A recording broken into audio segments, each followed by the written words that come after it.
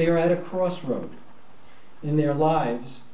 Can they let go of these lessons and learn new, more appropriate and adaptive ways of living, or will they stay stuck and unfulfilled? Our civilization is at a similar crossroad. In fact, we might make a comparison. We are at the top of the evolutionary chain. We have become successful at dominating our environment and successful at the game of survival of the fittest. And we've learned this too well. But we are now facing the consequences of our success. Environmental and sustainability issues are all around us because of our success.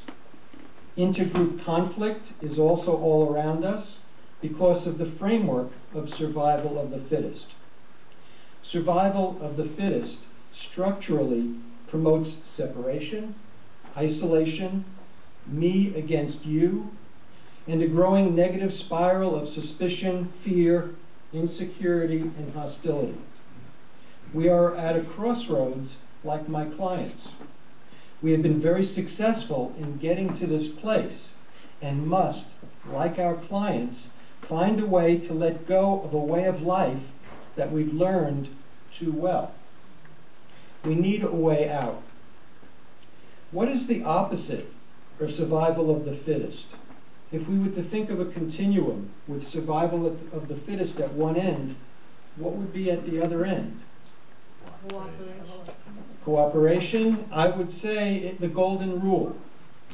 It promotes connection and acknowledges our interdependency. In church, synagogue, mosque, we hear about the golden rule, and then we walk outside and live by survival of the fittest. We've learned it too well.